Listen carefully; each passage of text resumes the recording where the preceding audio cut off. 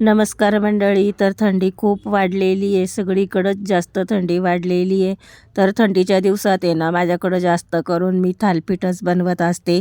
तर आपण पराठे बनवतो लाटून, तर पराठ्यापेक्षा थालीपीठच मला जास्त आवडतात. तर आज आहे ना, मक्का आणि मेथी दोन्हीचे मी थालीपीठं बनवले. या अगोदर पण मी बनवलेले, पण फक्त मक्याचे बनवले. पण आज आहे ना, मेथी पण होती घरात, त्यामुळं काय केलं, मेथी पण टाकली. आणि हे जे मके आहेत ना, आयतेच आणलेले होते मी बाजारातनं, असे सोललेले पॅकिंगचे होते. 200-200 ग्रॅमचे असे 400 ग्रॅम मका आहे हा.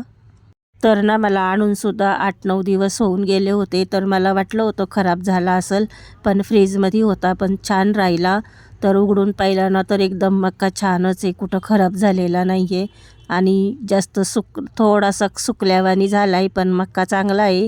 तर त्याला धुवून काय केलं, चाळणीत निथळायला ठेवलं अगोदर.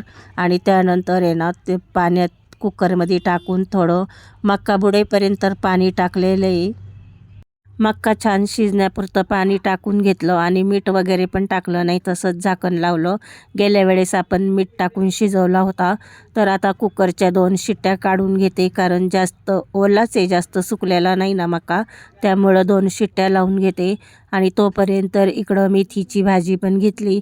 अर्धी गड्डी मेथीची भाजी होती, तर तिला बारीक चिरून घेतली धुवून.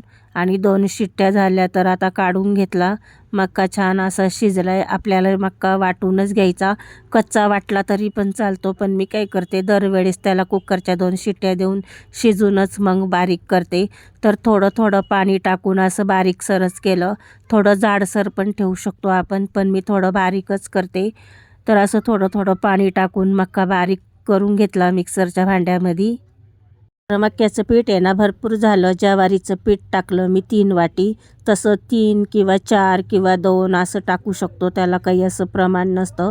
तर 3 वाटी मी ज्वारीचं पीठ घेतलं आणि 1 वाटी गव्हाचं पीठ घेतलं. वाटी वाटी तीच माप ठेवलेलं आहे मी. ज्या वाटीने मी ज्वारीचं पीठ घेतलं, त्याच वाटीने 1 कप गव्हाचं पीठ घेतलेलं आहे.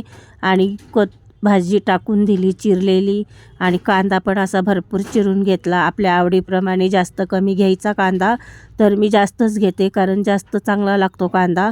आणि हिरवी मिरची, लसूण, जिरं वाटलेलं आहे, तर 1.5 चमचा ती वाटलेली मिरची घेतली. आणि 1.5 चमचा लाल तिखट घेतलं पुन्हा कलर येण्यासाठी. आणि हळद टाकली चवीपुरतं, असं मीठ टाकलं भरपूर. आणि 2 चमचे कच्चं तेलच टाकलं त्याच्यामध्ये. तर गेल्या वेळेस ही रेसिपी मी बनवली ना थालीपीठाची, त्यात मी काय केलं, डाळीच्या पिठाचा वापर केलेला आहे. पण आज काही डाळीच्या पिठाचा वापर मी केला नाही, फक्त ज्वारीचं आणि गव्हाचं पीठच वापरलेलं आहे. आणि थोडं थोडं पाणी टाकून असं पातळ सैलसर, कारण आपल्याला कपड्यावर थापून करायचेत ना, तर असं पातळ थोडंसं कसं सैलसर पीठ लावून घेतलेलं आहे. एकत्र करून घेतलं, पूर्ण उंडा मळून घेतला. आणि थोडं वल्ला कपडा केला, पाण्यात बुडवला. आणि थोडा पाण्याचा हात लावून उंडा पण हातात घेतला. आणि थोडं थोडं पाण्याचा हात लावून असं थालीपीठ थापून घेते. जितकं जाड पातळ करायचं तितकं आपण आवडीप्रमाणे करू शकतो. तर मी असं जास्त पातळ पण नाही ठेवलं आणि जास्त जाड पण नाही ठेवलं. कडेकडेने थापून घेतलं आणि नंतर मधली बाजू थापून घेतली. आणि मध्ये एक होल पाडून तव्यावर थोडं तेल टाकलं.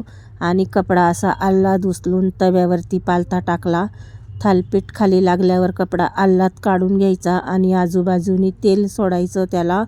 आणि गॅस थोडा लहान मोठा करत चालायचं. 1 मिनटं थोडा बारीक केला का नंतर 2 मिनटं परत गॅस मोठा ठेवायचा. असं करत करत एकसारख्या कलरचे असे छान थालीपीठ आपले तयार झाले. तर कलर किती छान दिसतो. आणि थंडीच्या दिवसात काय ना, हे थालीपीठ गरम गरम खायला बरे वाटतात. तर गेल्या वेळेस मी डाळीच्या पिठाचा वापर केला, पण ह्यावेळेस मी डाळीच्या पिठाचा वापर नाही करूनसुद्धा आपले इतके खुसखुशीत असे थालीपीठ आले, की असं उलटण्यावरती घेतल्यावरती पण असं ते तुटायला लागले. तर त्याच्यावरूनच दिसतं की आपले थालीपीठं किती खुसखुशीत झाले ते. असं करून पूर्ण थालीपीठ करून घेतले. खरंच ही थालीपीठाची रेसिपी आवडल्यास सबस्क्राईब करणे, व्हिडिओला लाईक करणे. पण मला सबस्क्राईब थोडे कमीच भेटतात. तर मका आणि मेथी असे छान आपले थालीपीठ तयार झाले. तर चटणीसोबत पण खाऊ शकतो किंवा दह्यासोबत पण खाऊ शकतो. असे छान एक कलरचे छान थालीपीठ आपले तयार झाले. रेसिपी आवडल्यास लाईक करणे. धन्यवाद.